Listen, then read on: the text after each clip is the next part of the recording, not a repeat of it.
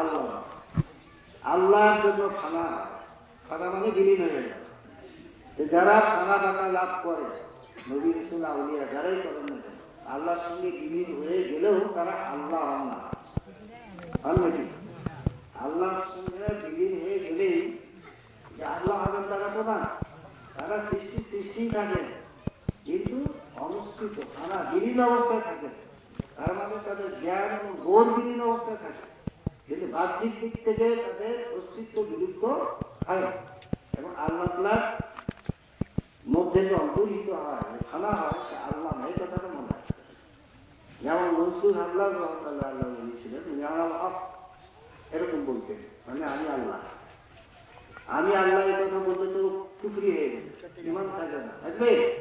কিন্তু উনি এই কথা বলা সত্ত্বেও আল্লাহ বলেছিলেন, এটা কারণ ফেরাউনও যেমন বলেছেন আমার রব্বুকুম আ'লা, আমি সবচেয়ে বড় খোদা, তো ওটা কুফরি কথা না, আমরা জানি ফেরাউন কাকে। কিন্তু মনসুর আল্লাহ আল্লাহ বলা সত্ত্বেও আল্লাহ বলি, দুইটার উদ্দেশ্য দুই রকম, যদিও কথা একরকম। এখন কথা হচ্ছে যে আমি যে কথা বলছি এখানে মাইকে যে হর্ন থেকে কথা বলেছি, ওই হর্নটাতে কথা বলে না, বলে নাকি? এমনি মনসুর আল্লাহ আল্লাহর জন্য আল্লাহর মধ্যে এভাবে ফানা হয়ে গেছেন যিনি তার নিজের অস্তিত্ব সত্তার কোনো বোধ একেবারেই অবশিষ্ট নেই, এক চুল পরিমাণ নয়। আমার কথা হচ্ছে এটা হচ্ছে তৌহিদ ওজুদি বলে যে তিনি মনে করেন যে এইভাবে সমস্ত সৃষ্টিকে ফানা হতে হবে, তাহলে মহাসত্যের দেখা পাওয়া যাবে। নিজেকে বিলীন করতে হবে, যে যে যার অস্তিত্ব নেই তার অস্তিত্ব থাকাটা ঠিক না, এটা তো পাপ। যেমন আমাদের কখনো অস্তিত্ব ছিল না, নিশ্চিত ছিলাম, এখন অস্তিত্ব ধরে আছে আমাদের উপস্থিতি, আমাদের যে অস্তিত্বের উপস্থিতি এটাও এক ধরনের গুনাহ, কারণ আল্লাহ ছাড়া কারো অস্তিত্ব থাকা উচিত না, উচিত নাকি? তা আল্লাহ এইটাই যারা তৌহিদে উজুদি মতবাদী তারা এখানে যে এবং ফানা করে দেওয়ার পরে যে কথাটা তারা তাদের মধ্যে বের হয় আমার হক, এই কথাটা তারা ওই মাইকের মতো হর্নের মতো, কথাটা তাদের কথা না, কথাটা আল্লাহরই কথা। এবং আল্লাহ এইভাবে সবাইকে বলুন আমার হক আর সব বাপের সব ধ্বংস হয়ে যায়, এইভাবে নিজেকে ফানা হয়ে এটাকে মাইকের হর্নের মতো। কিন্তু স্পিকার মূল বক্তা সেটা হচ্ছে আল্লাহ। আল্লাহ আমার হক করতে পারে না, আল্লাহ আমার হক, এটা তো আল্লাহর জন্য সমুদ্র না। যেন আল্লাহ এই কথাটা বলছেন, আল্লাহর বান্দা যিনি ফানা হয়ে গেছেন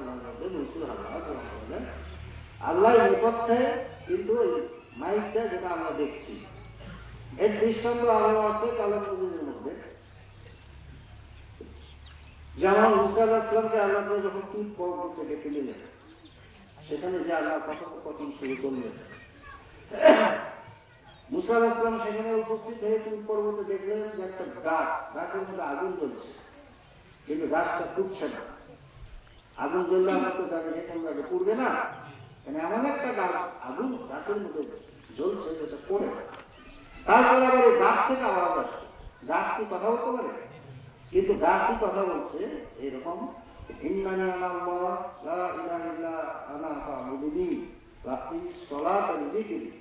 নিশ্চয় আমি ছাড়া কোনো আল্লাহ নাই, এখন আমারই ইবাদত করো আর সালাত কায়েম করো আমার সড়ক প্রতিষ্ঠার জন্য। এই যে কথাটা গাছ হচ্ছে এটা গাছের কথা না আল্লাহ কথা। গাছ যদি আল্লাহ কথা মাধ্যম হতে পারে, মানুষ বড় না গাছ বড়? মানুষ তো আরো হতে পারে না। মনসুর আহমদকে তখন মনে হচ্ছে রহমতুল্লাহকে মনে করতে হবে ওই গাছের মতো। গাছের তো কোনো হিসাব হবে না, হিসাব হবে আমাদের হিসাব হবে আকেল দ্বারা, কিন্তু আকেল আমাদের জ্ঞান সমস্ত কিছু আমি আল্লাহর জন্য বিলীন করে দিলাম, ফানা হয়ে গেলাম। কারণ গাছ থেকে যদি এরকম কথা বলতে হয় নিশ্চয় আমি আল্লাহ, তাহলে মনসুর আহমদ রহমতুল্লাহ মুখ থেকেও বাহ্যিকভাবে হচ্ছে, কিন্তু আল্লাহ কথা বলতে পারেন তো, পারেন না? আল্লাহ কথা বলতে আল্লাহ আমার বলছেন, এটা আল্লাহ। এই হলো ব্যাখ্যা। তো যাই হোক, আমরা যে ব্যক্তি আল্লাহ নবী ফানা হয় সে আল্লাহ না, এইটা মনে রাখতে হবে। কারণ হচ্ছে যে পৃথিবীতে এরকম রকমের বাতিল নেতাও এসেছে যারা মনে করে আল্লাহ নবী ফানা হয়ে গেলে সে আল্লাহ হয়ে গেছে এবং সবাই তাকে চিন্তা করতে বলে। এটা আমাদের ইসলাম ধর্মের শরীয়তের মধ্যে কদরিয়া দরিয়া এরকম বাকি কিছু ফেরকা আছে, তাদের এরকম বিভিন্ন রকমের খারাপ মতবাদ। কিন্তু হিন্দু ধর্ম যেটা আছে আমাদের এটা সম্পূর্ণরূপে এই মতলব। হ্যাঁ, ওরা মনে করে যে নররূপে নারায়ণ অর্থাৎ ভগবান আল্লাহ তাআলা মানুষ রূপে আবির্ভূত হয়। এটা ঠিক হলো? এটা তো কুফরি হলো। মানুষ আল্লাহ, কিন্তু যারা আল্লাহ প্রেমিক তারা যদি আল্লাহর মধ্যে খানা তারা আল্লাহ হয় না, কিন্তু আল্লাহর মুখপত্র হতে পারে, যেমন গাছ হতে পারে। যাই হোক, এই কথাটাই মূলত সুন্দর করে বলেছেন, যে ব্যক্তি আল্লাহর মধ্যে অন্তর্হিত হয় সে আল্লাহ। এটা তো তাহলে মনে রাখতে হবে, সৃষ্টি স্রষ্টা। আল্লাহ সমস্ত সৃষ্টি যখন ধ্বংস করে দিবেন আল্লাহ তাআলা, তখন আল্লাহ তাআলার কোনো ক্ষতি হবে? আল্লাহ তাআলা সৃষ্টির দিক থেকে সবসময় অবকাশ সৃষ্টি। আমরা সারাক্ষণ সমস্ত সৃষ্টি সর্বক্ষণ যদি আল্লাহ তাআলার ইবাদতে আমরা নিয়োজিত থাকি, তাও আল্লাহ তাআলার এতে করে আল্লাহ তাআলার সম্মান এতটুকু বাড়বে না। কারণ আল্লাহ তাআলার সম্মানের মধ্যে কোনো ঘাটতি নাই যে সবাই মিলে ফুলের মতন চরিত্র স্লোগান দিয়ে তার সম্মানটা বাড়ায়, এরকম না। আল্লাহ তাআলা এরকম সম্মান মান মর্যাদা, যে এই সম্মান যদি কেউ বুঝতে পারে সে আল্লাহর নৈকট্য অর্জন করবে। কিন্তু আল্লাহ তাআলার প্রশংসা করবে, ইবাদত করবে, এর কারণে আল্লাহ তাআলার কিছু মর্যাদা বেড়ে যাবে, কখনোই না। আল্লাহুস সামাদ, আল্লাহ তাআলা বেনিয়াজ, চির অমুখাপেক্ষী সৃষ্টির দিক থেকে। আবার সমস্ত সৃষ্টি যদি সবাই মিলে কাফের হয়ে, সবাই মিলে মুশরিক হয়ে সারা দিন রাত আল্লাহ তাআলার বিরুদ্ধে যদি গালাগালি করে, তাও আল্লাহ তাআলার এতে করে আল্লাহ তাআলার সম্মানহানি ঘটবে না। এই জন্য আল্লাহ তাআলার সৃষ্টি আল্লাহ। ওই যে প্রথমে বলা হলো যে প্রতিবিম্ব মনে করলো একটা ছায়ার উপরে একটা ছায়া পড়লো, এই ছায়াকে সারাদিন ধরে লাঠিটা করলো আর কাটা লাগবে নাকি? তেমনি আল্লাহ তাআলার প্রতিবিম্ব এসের সৃষ্টি হওয়ার সাথে সৃষ্টি ধ্বংস হয়ে গেলে আল্লাহ তাআলার কোনো ক্ষতিও নাই, আল্লাহ তাআলার কোনো লাভ নেই। আল্লাহ দ্বিতীয় প্রথম প্রশ্নের প্রশ্ন এবং জবাব এটা তো মোটামুটি আমরা শুনলাম। দ্বিতীয় প্রশ্ন হচ্ছে, আপনি হাদিসে কুদসি যাহা জাহেদ বা নির্দিষ্টগণের শ্রেষ্ঠত্বের বিষয়ে বর্ণিত হইয়াছে তার অর্থ জিজ্ঞাসা করিয়াছিলেন। উহার শব্দার্থ প্রকাশ হইয়াছে আল্লাহ তাআলার অনুগ্রহ অবদান হইতে উহা দূরবর্তী নহে যে কোন সম্প্রদায়কে শ্রেষ্ঠত্ব বিশেষত্ব প্রদান করত উক্ত মর্তবা উন্নতি দান করেন, যাহাতে অন্য সকলের প্রতিযোগিতা ও মনোকষ্টের কারণ হয়। রোজ হাসরে উক্ত জাহেদগণের হিসাব না হয় বিষয়ে আপনি ইতস্তত করিতেছেন, ইতস্ততের কোনই কারণ নেই। কেননা মানব শ্রেষ্ঠ হযরত মুহাম্মদ সাল্লাল্লাহু আলাইহি ওয়াসাল্লামের বহু উম্মত বিনা হিসেবে বেহেশতে গ্রহণ করিবে। যথা হাদিস শরীফে আছে যে 70,000 ব্যক্তি আমার উম্মতের মধ্য হইতে বিনা হিসেবে বেহেশতে প্রবেশ করিবে। জিজ্ঞাসা করা হলো যে তাহারা কোন ব্যক্তি? ইয়া রাসূলুল্লাহ, তদুত্তরে তিনি সাল্লাল্লাহু আলাইহি ওয়াসাল্লাম ফরমাইলেন যে যাহারা শরীরে দাগ দেয় না এবং মন্ত্রাদি পাঠ করে না এবং স্বীয় পালন কর্তার উপর নির্ভর করিয়া থাকে।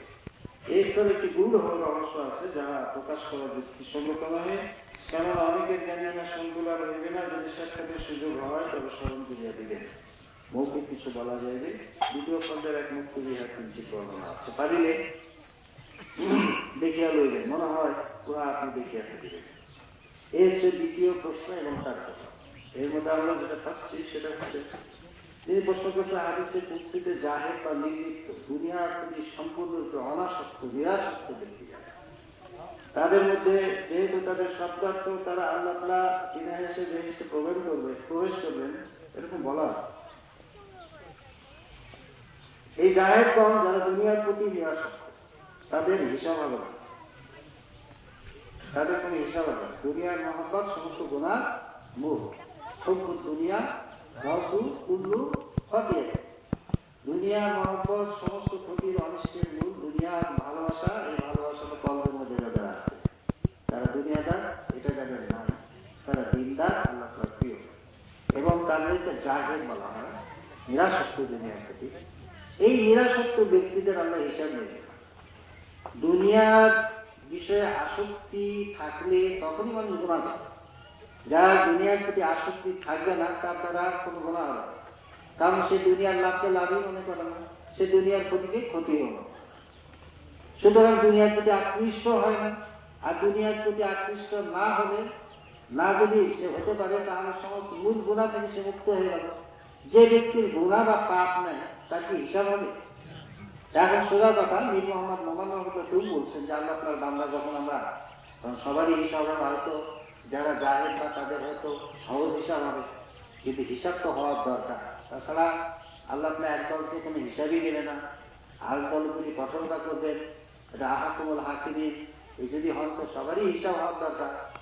যেমন মনে করেন যে আমাদের পৃথিবীর জীবনে পরীক্ষায় যারা পরীক্ষা দেয়, সবাইকে পরীক্ষা দিতে হয়, যে প্রথম হবে দ্বিতীয় হবে তাকেও, যে ফেল করবে তাকেও, যে বিভিন্ন রকমের ফল হবে না, সবাইকে পরীক্ষা দিতে হয়।